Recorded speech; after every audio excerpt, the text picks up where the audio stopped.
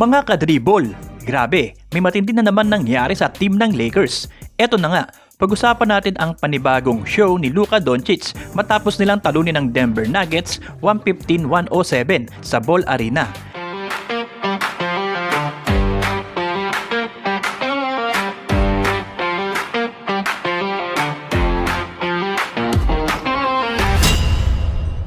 Mga kadribol, ibang klase na naman ang pinakita ni Luka Doncic sa laban na to. Sa gitna ng dikit na laro, si Luka ang naging puso at utak ng Lakers. Tapos ang kanyang gabi, hawak niya to, 38 points, 13 rebounds at 10 assists. Isang ganap na monster triple-double. Isipin nyo to ha mga kadribol, habang hirap ang Denver sa depensa, si Luka parang nasa ensayo lang. Score dito, assist doon, tapos biglang rebound sa gitna ng matatangkad. Parang ang dali-dali lang sa kanya, pero alam natin hindi to normal. At hindi lang basta stats yan.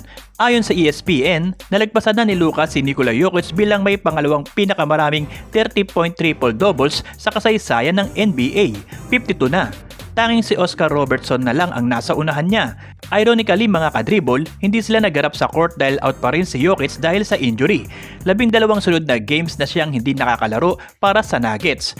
Pero bago ang laro, sinabi mismo ni Luka na hanga siya sa Denver dahil patuloy pa rin silang lumalaban kahit wala ang kanilang MVP. Sa second half, doon na talaga umarangkada ang Lakers. Hindi sinayang ng purple and gold ang effort ni Luka. May tulong siya kay LeBron James na nagtala ng 19 points, 9 rebounds at 8 assists. Samantalang si Marcus Smart ay nagdagdag ng 15 points. Team effort, pero malinaw, si Luka ang nagdikta ng tempo. Kung tutusin mga kadribol, ito yung klase ng laro na nagpapakita kung gaano kakumpleto si Luka. Score man, pasa o rebound, nandoon lahat. Parang bawat possession may posibilidad maging highlight. Pero kayo mga kadribol, anong masasabi nyo sa ipinakitang laro ni Luka kontra Nuggets? Sa tingin nyo, gaano kalaki ang epekto ng ganitong performance sa kampanya ng Lakers ngayong season? I-drop nyo na ang thoughts nyo sa comments. Yun muna mga kadribol ang kwento natin ngayon. Kung nakaabang kayo sa Lakers updates, ito ang tamang channel para sa inyo.